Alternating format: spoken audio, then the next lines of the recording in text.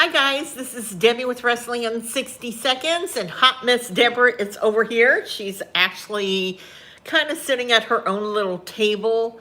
We'll wait a few minutes for you guys to log on, and we just have a couple of things we want to mention to you. And we hope your day is going great. And we have a Forbidden Door tonight. And while we're waiting, I will tell you that a Forbidden Door has added another match to their 0 hour, and it's a four-way tag team. Let me get my paper because it's a lot. It's going to have Kyle O'Reilly with Ishii versus Cable Kid, Roderick Strong versus Private Party versus House of Black. That's going to be a great match. Speaking of great matches, have you guys been on Twitter lately?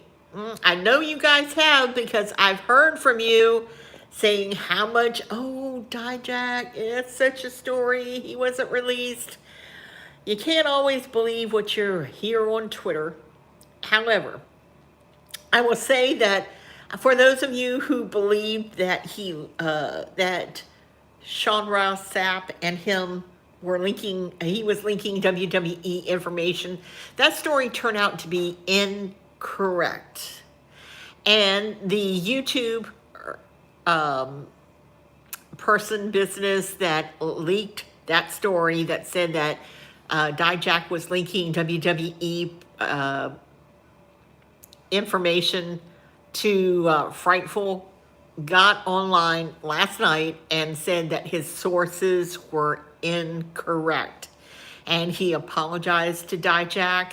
He apologized to people for posting it and anything that he had said. He was sorry.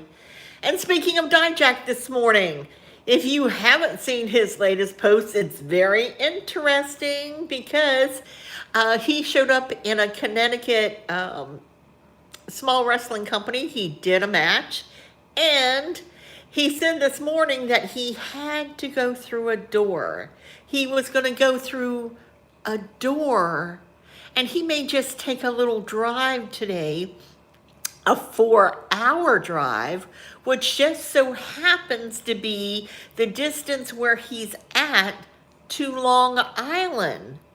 Now, we know that there is a mystery opponent at a Forbidden Door. Could Donovan Dijak be that person? He very well could be. Wouldn't that be something to see him in an AEW event? That would be very interesting to me. I can't even imagine what WWE would think. When you stop and think about it. Do you guys have any questions about Forbidden Door? And no questions about Forbidden Door. Well, I will also tell you that MLW, Blood and Thunder, is coming up next week. We will be there. We will be posting, so keep us in mind. I don't know if we should go live after the event. The event is going to be showed on YouTube. I don't know if there's going to be an hour delay from the time that the show starts to the time that they are actually showing it on YouTube. But I will be posting stuff from MLW, and I am very excited about that. Hey Bob, good morning. I was thinking about you. It's interesting, isn't it? I will tell you that we are also going to Tampa to cover TNA. We got those passes okay this week, so I'm very happy about that too. That's going to be in August. And of course, we have, next weekend is a huge WWE thing, right? We have Money in the Bank.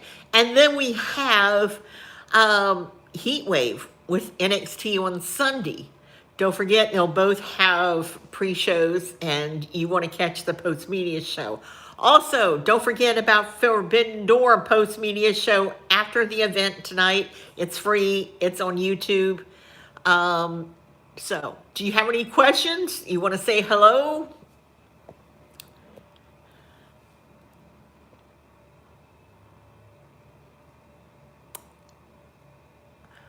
I will tell you also that I'm kind of interested. Oh, for those who missed my community tab post, I was very surprised that the TNA Impact tapings on Thursday night had the No Quarter Catch crew show up. That's right. Charlie Dempsey, Miles Bourne, and Damian Kemp showed up in TNA, and they broke bad. There's pictures of it.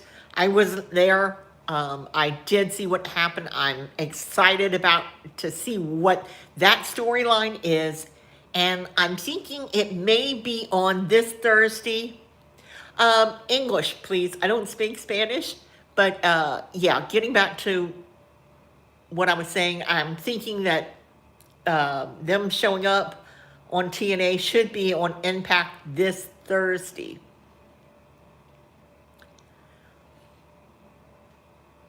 Is there anything else you guys would like to chat about? Now, I'm talking about wrestling.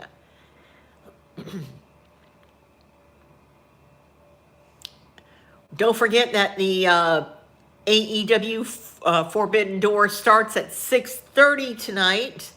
So far, they have 5 matches in that pre-show. It's on YouTube, it's on Fight TV, and it's free. So you might as well take advantage of the free stuff. And you, of course, the Media Scrum is on YouTube, and it's also free.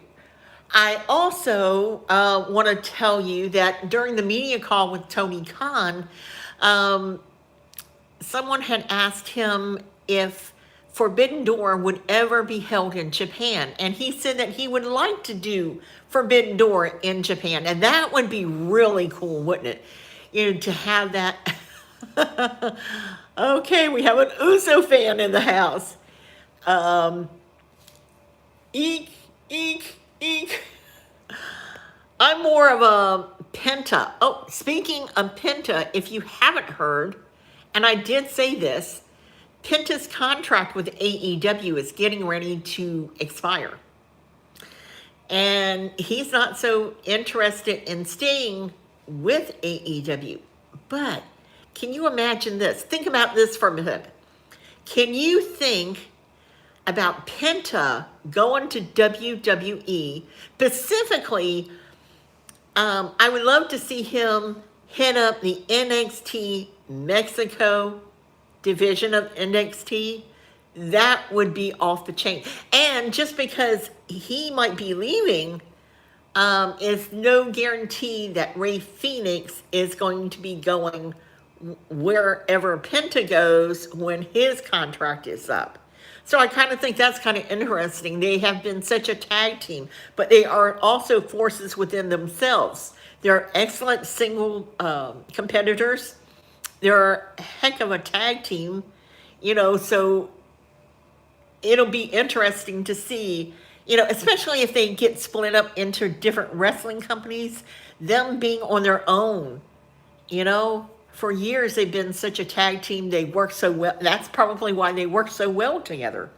So, very interesting. Just like I said in the beginning, like Dijak saying, he's in Connecticut. He's going to take a 4-hour drive.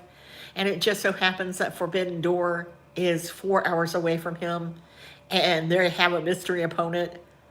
I can't even. I can't even. So, anyway, well, since nobody really has any questions, I will cut this short. I would like to know if you want me to continue these Sunday mornings get together.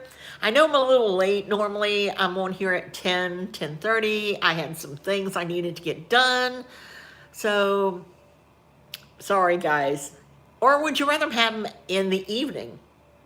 I'm just thinking that, you know, most people do them after the pay-per-view, after the event. I've thought about doing that, but a lot of people, they got jobs. They got to go to work. They got to get up early, you know, and not many people want to stay up 1, 2 o'clock in the morning.